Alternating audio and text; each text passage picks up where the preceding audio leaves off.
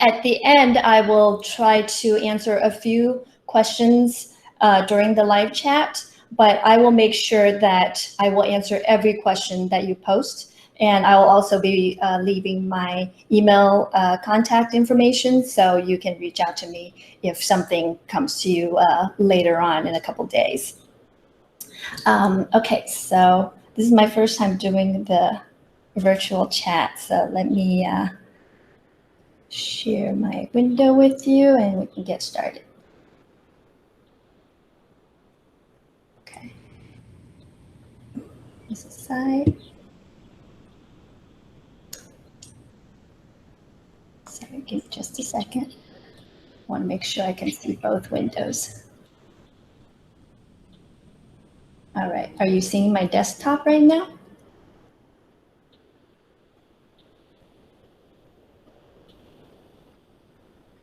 Yes. Okay. All right, so I'm going to start, and if someone can let me know, I'm just going to leave it on the opening screen for like 10 seconds before I start talking, and just any one of you, if you can just let me know that you hear the music and you can see it's like a turquoise color screen.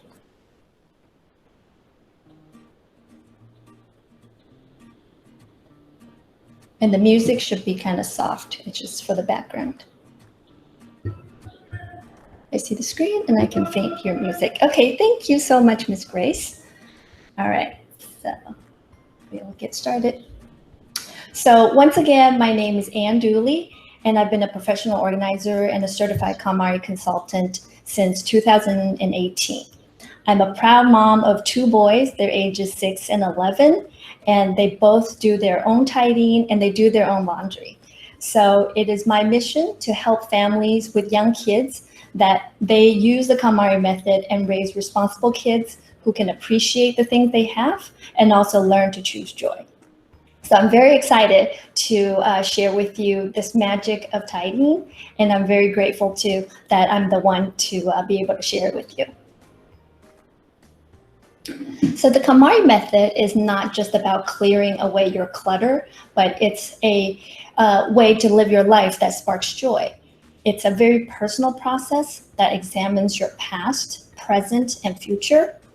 And today you'll hear some of my stories from my personal experience and also insights from working with my clients and how to use this comprehensive method to help you tidy up once and for all.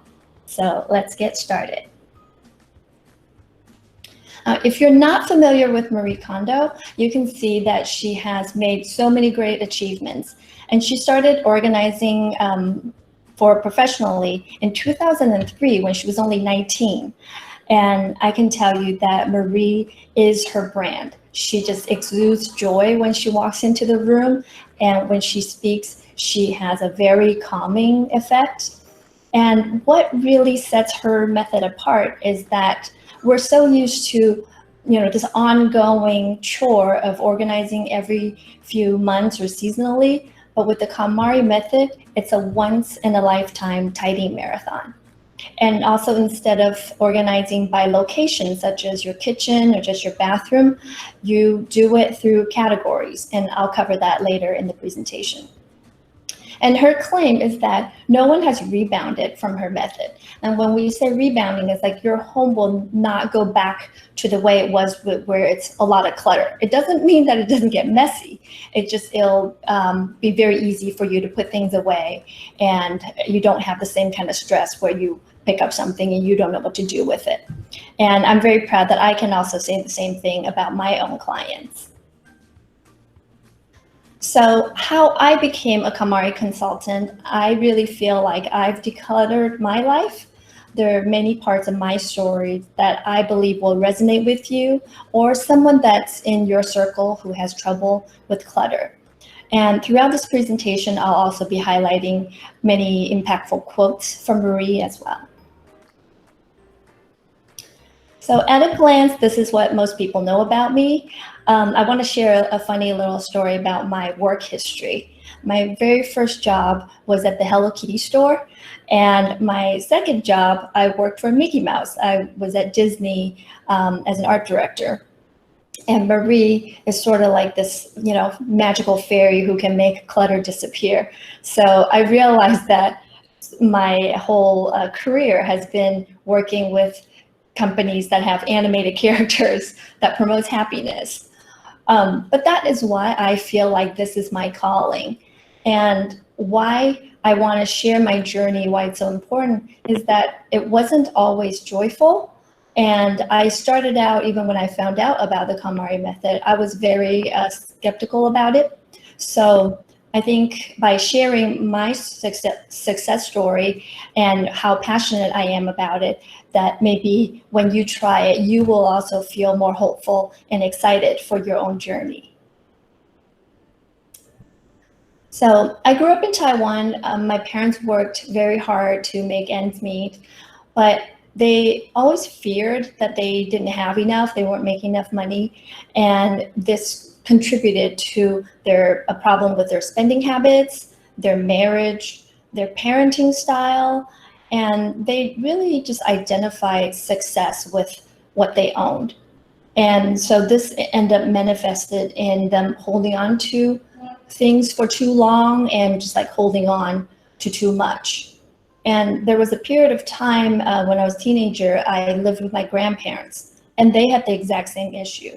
So every family home that I grew up in had a living room that was organized and neat because that's what visitors saw. But the rest of the house, inside our cabinets and closet, it was very messy and very packed. And so you can imagine the stress and the shame from having to keep that hidden. And so even though my family, we loved each other and we had good times, but it was a lot of times overshadowed by this very pessimistic point of view. And so growing up, I found comfort in organizing my bedroom. Whenever my parents were fighting, I would just go into the room, close the door, and just organize my things. And I found that it gave me a sense of control, and it made me feel calmer to just be moving around the little things that I've collected that I loved. And so after a while, I became labeled as the family organizer. And by the time I was 13, my grandfather passed away. And that was my very first major decluttering project, which included a garage that was, 2-car garage. It was packed full. And then same thing when my father passed away and I needed to help my mom move back to Taiwan. I was the one to, be responsible for clearing out the house. And we discarded so much stuff that had basically, they just deteriorated over time. And most of the things had no meaning to us. They were so packed inside the room. And, by the time we took it out, they all became waste. So it's like this whole time, my family was trying to avoid waste, but it was all thrown away. So clutter is definitely a generational problem. And so when it came time for my husband and I, we bought our first home together. Because I thought I was very organized, our home was neat, but inside of our storage space was still very full. They were just full, but things were put away very neatly. Like I was playing Tetris with our belongings. And I definitely noticed that emotionally, I had a lot of trouble letting go of my thoughts and my worries. And so by the time that I had 2 kids and they were old enough to go to school full time, by this time I had moved from Los Angeles to New York, I started to panic because most of my life I've been putting everyone else's needs first and their choices before my own. I was really terrified to think that maybe they don't need me anymore and that I had to make a decision on what to do with myself. And I actually, through the process, I realized that I really needed them because they were my identity. And so the logical next step would be to go back to work and do graphic design. But that excitement of designing that I used to have when I was in college just wasn't there anymore. It didn't spark joy for me anymore. So the only reason to continue down that path is because I felt guilty that it would be a waste of all the money that my parents spent on college. So I wasn't excited about that, and I was really scared to be at this crossroad. Like, what do I do with myself? And so one day I was walking my son home from school, and I spotted this little book on the stoop, and someone had left it there because they were done with it. And it was The Life-Changing Magic of Tidying Up. And what was funny was that so many of my friends told me about this book. Probably for a year, I would hear from different people. And I was thinking, I don't need another book. And, I already know how to organize. So I thought that I knew how to organize. But also, I'm too cheap to buy a book. And so I couldn't believe that this book had found me. And it really felt like it was a sign. And, without knowing that much about Marie Kondo, I couldn't wait to find out why her book was such a big deal. And I connected with the concept immediately. And when I was reading it, my heart was pounding, and I felt like a new door had opened up, like this option that had never existed somehow, presented itself. And I started wondering, like, well, can I be a professional organizer? I've always thought of this as just a hobby. It was just something I did. But now suddenly I'm thinking, well, I can use my design sensibilities. I had, taken parenting classes and got certified actually. And maybe this is something that I can do because of this excitement that I was having, that I felt like if I did this, I can make a difference in someone else's life, like this book is kind of doing for me now. And I haven't even tried the method at this point. But so as excited as I was still thinking like, okay, let me try this, magic and see if it's real. And so like many moms, by now I've had 2 kids, I'm not taking care of myself, I've got some body image issues, and you're supposed to start this method by organizing your clothing first. And my wardrobe at this point, having been a stay-at-home mom for 10 years, was just the most boring closet because I didn't feel great on the inside and I just did not want to be seen. And I didn't make myself a priority, and I had pretty low sense of self-worth. So I decided, since I'm committed to do this method, let me just, give it 100%. And I started to let go of things that didn't spark joy. I let go of things that had guilt attached to it. Maybe somebody gave it to me, my mom bought it for me. I let go of the things that I thought, well, what if I need this? Because that is a form of fear. And I also let go of things that I've been keeping because someone else told me I should. So little by little, I started to feel lighter and happier. And not only I felt empowered by my own voice, my relationship with my husband started to change because I was more open to communicating what I was really feeling.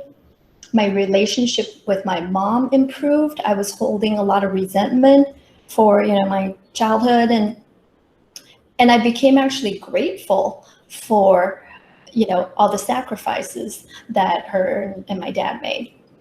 And the best thing was, by the time I was finished tidying, I loved being in my home and I loved being in my own skin.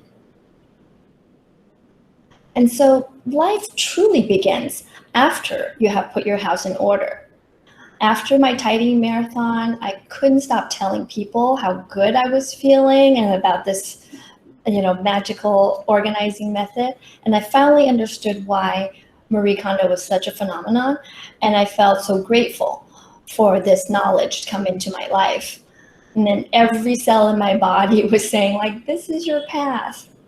And, as if finding her book on the street wasn't serendipitous enough, I went online to her website and I saw that she was training consultants.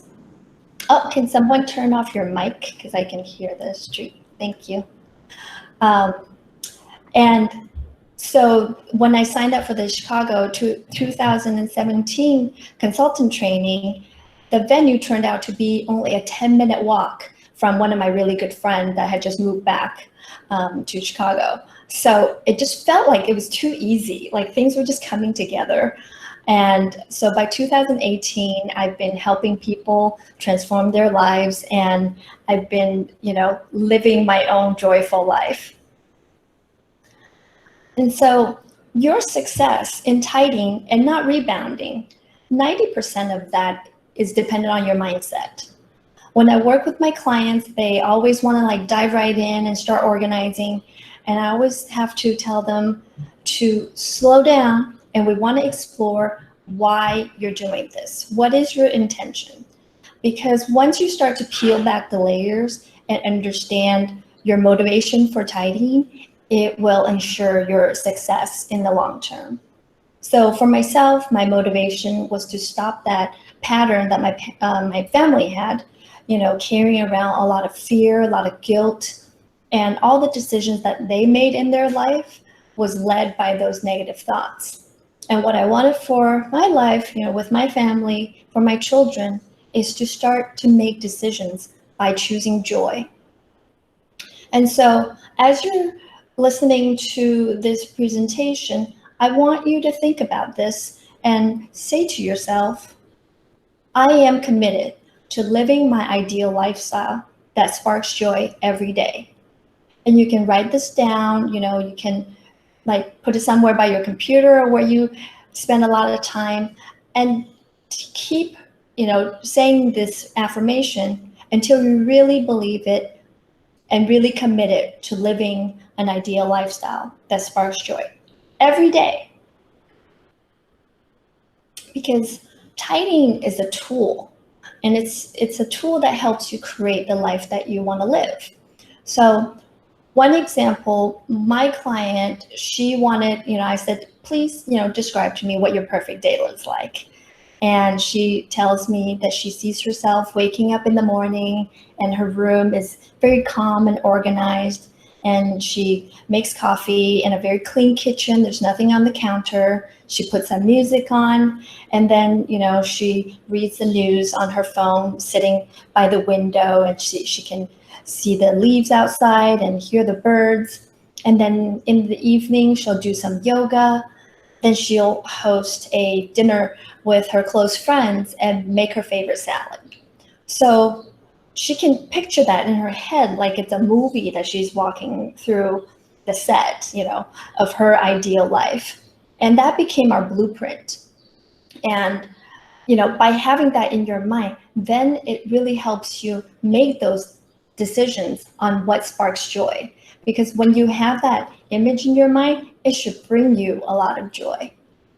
And so before you start tidying, you can use a vision board, cut out from magazines. You can use Pinterest, or if you like to write, you can just describe, this is what my perfect day is, what my perfect evening looks like, take a bath, watch a movie.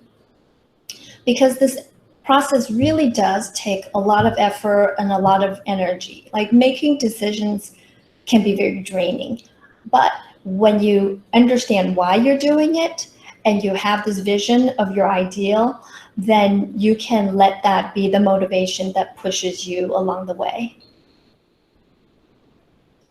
So there are 6 rules of tidying. And the number 1 is commit yourself to tidying up.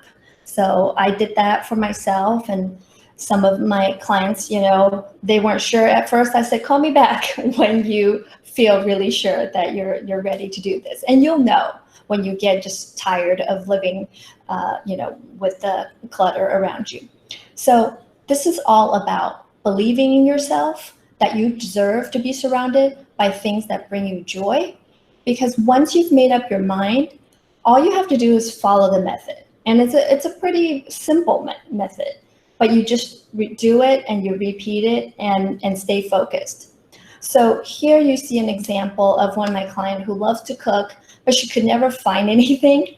And so she envisioned what kind of life she wants, where she can cook, and just, almost as if she's dancing through her kitchen and her pantry. And she kept only the ingredients that she looked forward to using. And when we tidy, we want to be very responsible. So she was able to compost all the food items that she discarded and recycle the containers and all the packages. And I check back with her, every once in a while, and she still loves it. She still is able to keep it the same way. Rule number 2 is imagine your ideal lifestyle. We just talked about this, and it's probably one of the most important things because you got to know what your goal is. And when your closet, looks messy, like you start your day off just feeling stressed and frustrated. And in this example, this mom, she wanted to feel more stylish. Her kids are a little bit older now, and she wants to have more fun with her clothes. So she imagined a different kind of closet that made her happy, that kind of looks like a little boutique. And when you are able to picture that in such details, then you can create that reality. And you will not allow your home to become cluttered again. Because once you see what it can be and that you've done this yourself, you have the skills, you want to maintain that. And it'll definitely impact your shopping habits too, because you become very protective of your space and you want to make sure whatever is coming in is sort of like worthy of that space that you're going to create for it. So rule number 3 is to finish discarding first. And many clients, before we meet, they always ask me, can you tell me what containers I need to buy before you show up? And I always remind them that we don't know what you're going to need when you're done because we don't know how much stuff you'll have left. So please just be patient. Let's go through the whole process of decluttering, discarding first, because you may already have enough containers for all the things that you decide to keep. So every example that you're seeing here, all the before afters, we did not buy any new organizing products. So the thing is, if you finish tidying and you're happy with everything but now you want to add more joy, you think, well, maybe I want to get matching containers or maybe a specific style. By the time that you're finished tidying, you will have the ability to pick a container that's the right size, right color, right style, and something that sparks joy for you. But what I have seen a lot of times is that the clients end up appreciate the ones that they are currently using so much more at the end of this. They just ended up not buying any new ones. So they save a lot of money and a lot of time not having to go search for a new one. Rule number 4 is to tidy by categories. I think briefly mentioned before, there are 5 categories. It's clothing, books, paper, Komono, which means miscellany in Japanese, and the last one is the sentimental category. So I like to use the analogy like you're going shopping at a department store or Target or something. If you're looking for t-shirts and socks, you'll head over to the clothing section. If you're looking for cups and baking pans, you go to the kitchen section. Or the hammers and batteries, you go to the hardware section. So tidying by category is actually very intuitive, because when you know things are stored by category, you save a lot of time from having to look for things that scatter all over your home. And it makes this process a lot more clear as you're decluttering that, oh, right now I'm done with my clothing, next step is the books. And it just keeps you on track for your tidying journey. Rule number 5, and this is also very important, that you want to tidy in the correct order. You don't want to get ahead of yourself, because every category gets progressively more difficult as you go. So you're honing your ability to recognize what that spark joy feeling is, and you're building confidence in your decision making. So for example, the first category is clothing. because it touches our body, we get an immediate physical reaction when we pick up an item of clothing. We know when we put it on, if it's very comfortable, it's the right fit, it makes you feel confident and beautiful, then it's clear this item sparks joy. Now, if you were to start with, your family photos or old letters and journals you have, that's the last category, sentimental, is so emotional, you might end up feeling deflated because it's just too hard to decide. And, you can't let anything go. You just end up putting it all back. And so you really need that first 4 categories to prepare you to make tough decisions when you go to the last sentimental category. And, even clients that come in, they said, oh, my kids' toys are driving me crazy, or the kitchen is a mess. I said, when you stick to the right order, you'll actually get quicker at it. So by the time you get to the end, you will feel much more confident with the decisions that you make. And finally, rule number 6 is to ask yourself if it sparks joy. Now, generally, when something sparks joy, those decisions are super easy to make. You almost don't have to think about it. Like, clients will just grab something and just say, oh, I love this. Like, it's that easy. And clients tend to, their body language changes. They just seem lighter and they speak with more positive energy. They want to share why they love it. They get very excited. But when it's something that doesn't spark joy, there's a heaviness. I hear a lot of sighing. Sometimes you don't even hear yourself, like you don't realize what's being expressed when you just don't know what to do with something. You're frustrated. You're like, I don't even know why I have this. Or they feel guilty, like, I paid too much and I've only worn it once, or I've never even opened it. And sometimes that feeling is so uncomfortable, the fight or flight instinct will actually kick in and clients want to give up. And I feel that way about, normally, like without this method, a lot of times people will start to organize and declutter, and then they just realize, no, what's the point? And I'm just gonna have to do this again every 3 months. So, in this instance, you want to lean into that discomfort, because by understanding why something doesn't spark joy, it's actually very, very important and very valuable. Because every object that you decide that you don't want to keep, it's actually freeing you from the negative emotions and any confusions attached to it. I have one client, she had some art supplies from college that she spent a lot of money on, and she moved twice with them. But, when she was totally honest with herself, she realizes that it's just not part of her lifestyle anymore. Like, it didn't fit into that ideal image. So she decided to list it for free. And a veteran responded to her ad and said, I'd love to take these off your hands to do some art therapy. And she was so thrilled to give them away. And the giving away is actually much more, sparks more joy than holding on to it. So when you let something go, you free yourself from the guilt, any judgment you might have on yourself, and you can be grateful for the item for teaching you something about yourself.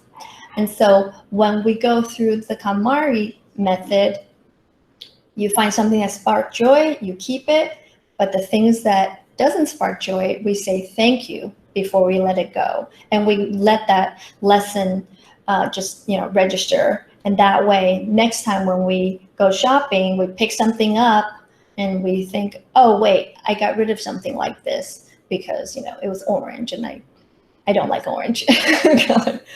And then by being responsible, how you get rid of it, you can donate it, you can sell it, recycle it, or repurpose it. And what you're doing is when something has completed its purpose in your life, you're giving it a new purpose for someone else. Now, I know right now it's a hard time to, you can't donate things, but there are places online where you can maybe list it in a local community, and maybe someone is willing to just come pick it up outside your door. So you can still let it go and give it a new life.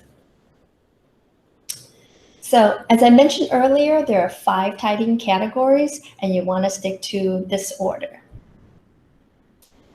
So clothing, when we go through the clothes, we want to make a really big pile and take everything out from your attic, from basement, from your closet, out of season stuff.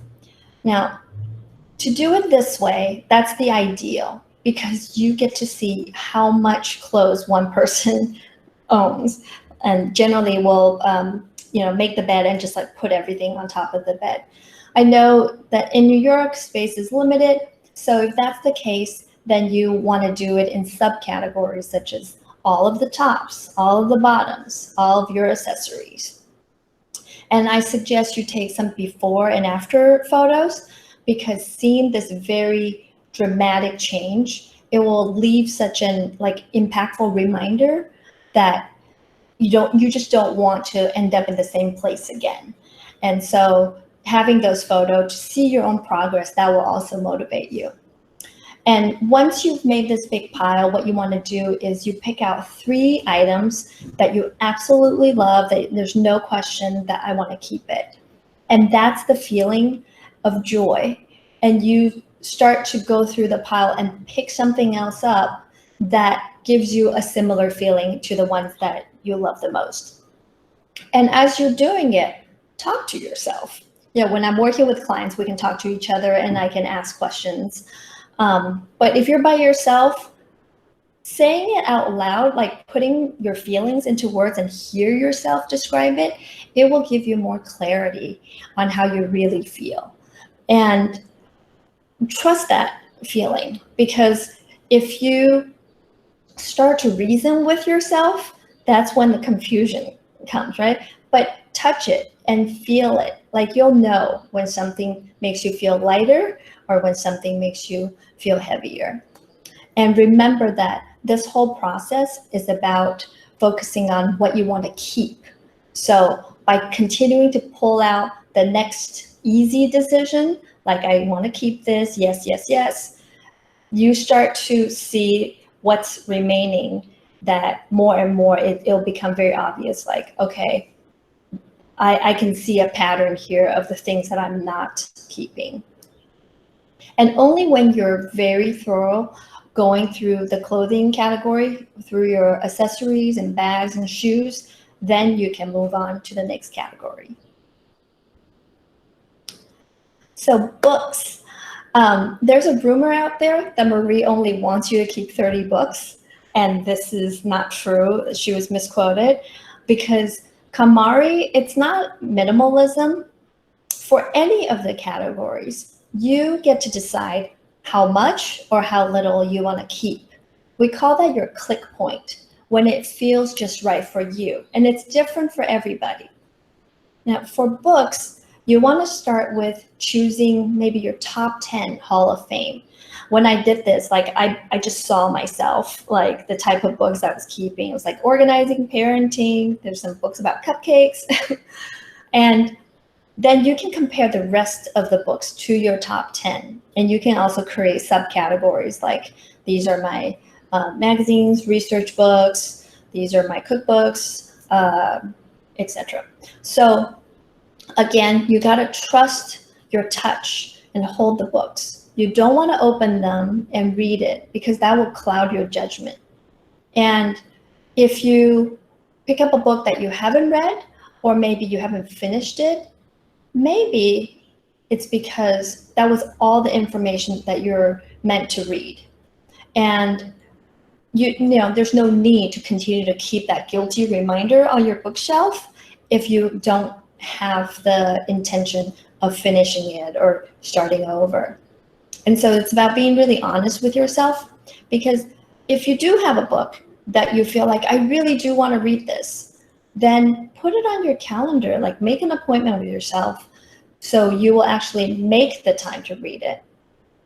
But if, you know, when you give yourself that deadline and you still haven't read it, it may be time to let it go and, realize that it just doesn't spark enough joy for you to even make that time, because otherwise it'll just continue to be on your bookshelf. So the paper category, you want to start by thinking that I'm getting rid of all the paper, because paper really doesn't spark joy for anybody. It's more of a necessity. So you only keep what you must keep. And what you'll end up with is 3 different groups. You'll have pending paper, which are your current to-do, your bills, letters, and things that you need to respond to. There's the semi-permanent documents, like the insurance policies, warranties, and things that you may only need to keep the most current version of it. Your taxes in the US, you need to keep it for 7 years worth. And so all your paper that you're keeping, you want to use a vertical file or just a vertical paper sorter. Because when you keep them in a stack, that's when you only see what's on the very top, and it's just a very stagnant energy. You can't actually go through it. When you put it vertically, you can flip through, and it's easier for you to find what you need. And the quicker you can find what you need, the quicker you can get it done and move on. And so the third group, you have your pending paper, your semi-permanent, and then you have your permanent documents, which is things like your birth certificate, your marriage license, social security cards. And those you can actually just put them all in one folder because there's probably not that many, and these are your most important documents. And so, anything that you feel like, oh, I may need this, but I don't want it to be in paper form anymore, I want to scan it. While you're going through this, you can set aside a to be scanned pile, but just make sure that on your computer, you make the correct folders and you keep that organized so it doesn't just become more clutter on your computer. Komono, or miscellaneous items, is a big category. And it may feel a little bit like you're tidying by category, but it's not. So you just want to make sure that, let's say you're working on your bathroom products, but you have some extras that you're keeping in another closet or in the garage, you have some stockpiled away, that you bring all of them together so you can make those decisions. Because you might have forgotten, like, oh, I still have 3 bottles from Costco hidden somewhere, but it's actually, you tried it and it's not even good for your hair type. So if you were only doing the bathroom, you end up getting rid of the 1 bottle, and then you might have forgotten about it, the other 3 that's been in the garage. So as you go through the subcategories, you can use little containers or boxes to help you sort them. And you can sort them by purpose. For example, your bathroom stuff, you can group them by, these are all things for my hair, these are all things for my body. Cleaning products, like these are all for the windows, or these are all for the bathroom. And then you can keep related items together. For example, if you have some sports equipment that requires you to have like knee pads or something. So because you use them together, you want to keep them together. You can also use the materials that they're made out of to help you. So for example, you might have ceramic cups and bowls in your kitchen cabinet, but you also have ones made out of glass and ones made out of plastic. So you can group them by the material, and you can put them away the same way by the material, all the plastics on one shelf, all the glass on one shelf. Because when you think, like, imagine, you're someone else in your home looking for something, they're picturing a very specific cup that's made out of plastic. So there's only one place that's, one possibility of where it could be. They wouldn't have to look through, open 3 or 4 cabinets. A lot of people actually don't know where to keep their sewing kit. So this is a good example for miscellaneous. Depending on how you use it, if you do crafts with them, I would keep it with your craft supplies. But if you're only using it for mending your clothes, rarely, like once in a long while, then you can keep it in your linen closet, maybe with other fabric related items such as your iron, or with your linen, your extra towels and sheets, because maybe that's where you would use it. Or maybe you keep it in your clothing closets because it has buttons and that's where you will need it the most. So you just want to, I think going back to that department store analogy about the different aisles, you want where you keep things to be very self-explanatory, to the point where you maybe don't even need labels.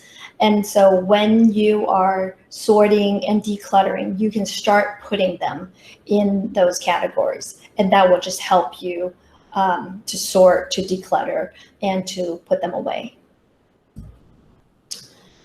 And so the last category is sentimental items.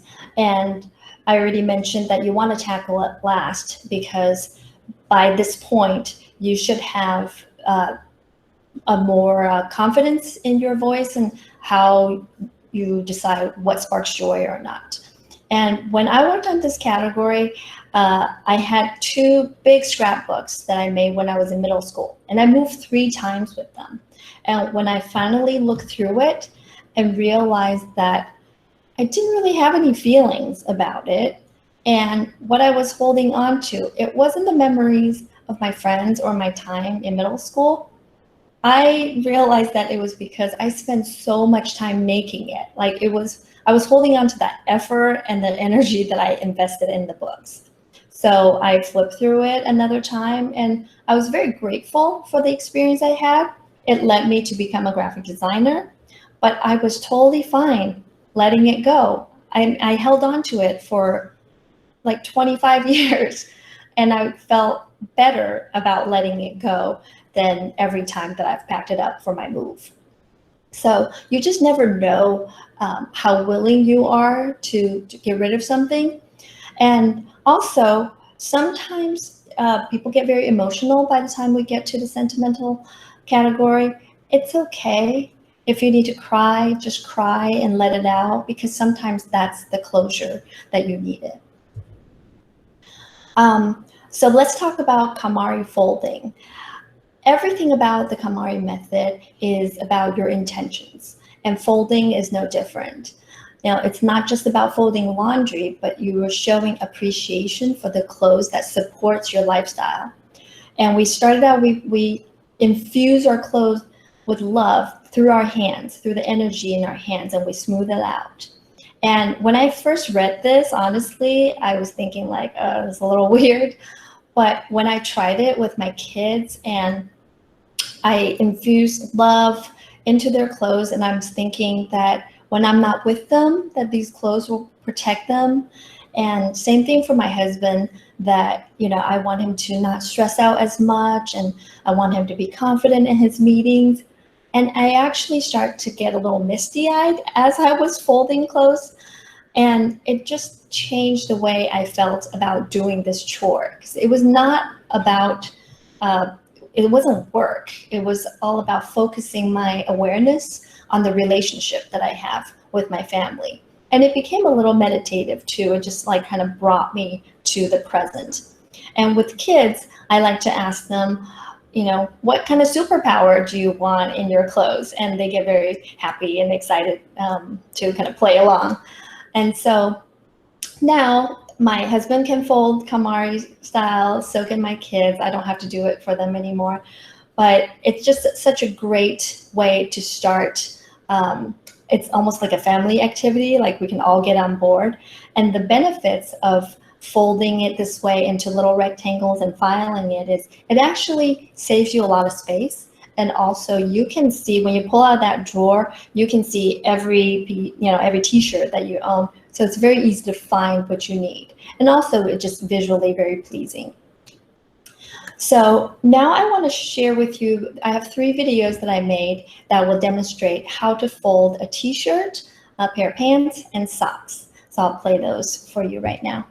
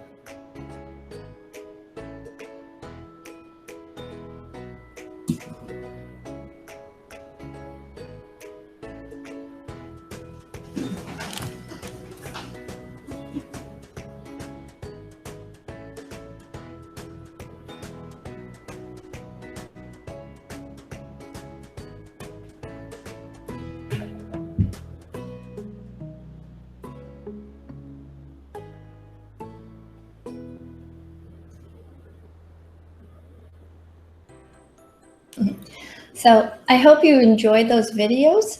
I will send an email with notes from today's presentation and then also links to the videos as well. And that's the basics of the KonMari method. I know I've covered a lot, and some of you may find this process to be uncomfortable or tedious, but maybe some of you are excited to get started.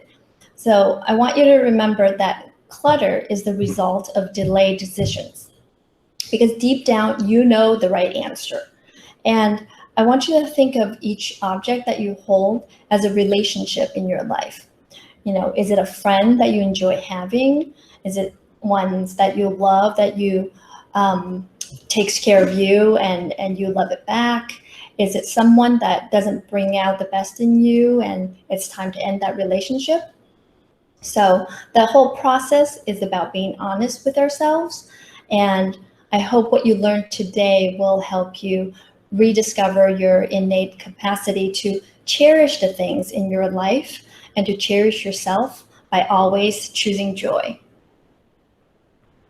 And I really appreciate so much for your time today. Again, my name's Ann Dooley. So if you have any questions, feel free to reach out. And I'm very excited for you to start experiencing the life that sparks joy every day. Thank you. Thank you. Thank you. I see some questions. Okay, first question is, I have a box of children's clothes when they were very young that is very sentimental. Should I tackle that first because it's clothing, or last because it's sentimental? Definitely last, because you've already said, you know, it's emotional, it's when they're young. So by you doing your own, and actually I want to remind everybody, when you're doing your tidying marathon, you are decluttering your own things, only the things that you're responsible for. You never want to make decision for someone else. This includes your husband and your children. Children under 2, you can, but older than that, you can do in very, very small bits. And this is all about being respectful, because you wouldn't want your husband to come into your closet and just like toss out something that you like. So yeah, definitely anything, if you come across even like a little note from somebody that was meaningful to you, but it's just a little piece of paper, when you're dealing with the paper category, set it aside, have a pile of sentimental stuff that you wait until the end. There's the question, says, I'm packing up my home and I'm using room category to separate collected items, comic books. Does this make sense? It does make sense, but if you can start to do it by category, I would recommend that you kind of get a head start, because you may find that when you bring out, you know, things in category, like you have 7 pairs of scissors scattered in your home, and really there are only 2 pairs that you use all the time. So by doing it by the room, you would probably pack all 7 pairs and not realize it. And when you unpack, you just end up putting them in the new room. So I would recommend, if you're able to switch over a little bit now, if you already cleared out a room, like use that as your place where you can set up and like just start bringing things in boxes and create these subcategories. It'll actually help you make decisions and save you money on moving, because you might not need to pack half the stuff. You know, you might find they don't spark joy anymore. Okay, and okay, if you're losing weight, what subcategory would you add the decluttering clothes? So yeah, some of my clients, like their weight fluctuates and they would hold on to certain clothes. It depends on your reason for, like, maybe it's like childbirth or maybe illness or something. Set it aside, but you still want to kind of just stick to what sparks joy or not, because if you're going by size, you know it's temporary. Like if you have something that fits you now, and you know, for the time being, you need to understand that's your relationship with that item. But if it really doesn't spark joy, you know that as soon as it no longer fits, then say thank you and you let this one go. So I hope that makes sense. If it doesn't, just email me and I'll try to clarify. How would you make a system for pending paper groups? Any suggestion regarding how often to file? That's kind of a personal preference, how often you do it, because you need to know your schedule. I'm trying to reach over here. I have something like this on my desk for my pending paper, and that these are just notebooks that I have when I'm taking notes. My dog and my husband just came in. And sorry, let me read the question again. I lost my train of thought here. Thanks a lot. Okay, so yes, pending paper group. Maybe do it weekly, usually on, maybe on Sundays when you have a little bit more time and it's a little bit quieter when the phone's not ringing. Then you can just make an appointment with yourself so that it becomes a regular thing that you're doing, and it's just part of your routine. Like what happens with a lot of people, it's like, oh, I'll deal with it when I have more time. If you're not blocking that time out, then something always comes up. Thank you. Let me see if there's any more question. Liberating. Okay, this is a very liberating process, but seems labor intensive. Is this something that can be done in the middle of chaos? What is the kind of time availability you need for the process? Okay, yes, it is very labor intensive. Like sometimes like there's a paper clip. What do I do with this paper clip? The way you have to look at it is that this is a once in a lifetime tidying marathon. Like that's why she calls it a marathon. And it doesn't mean you have to finish it. Like in general, I would say a home, like a 2-bedroom home for a family, maybe within 6 months is a good goal. Like I use the example that if you need to wait for the cable guy, you will clear your schedule and you will cancel meetings and rearrange, or if you have a doctor's appointment. And I really see tidying using the KonMari method as a form of self-care. It's as important as a doctor's appointment, because you live in your home. Like every day, this is the clutter that you have to see, and it's causing you stress. And we all know that stress is so harmful to our health. So in a way, it's like the sooner you can get it done, the better you can, the quicker you can start to feel better and just enjoy your home. And I can tell you, like when this pandemic happened, like I had a call with the other consultants. We are so grateful. Like we are all living in homes that sparks joy for us. I've gotten thank you letters from my clients, telling me how wonderful it is. Like they're so glad that they did all this work so that, now they feel like I have everything I need and I'm very comfortable and joyful in my home.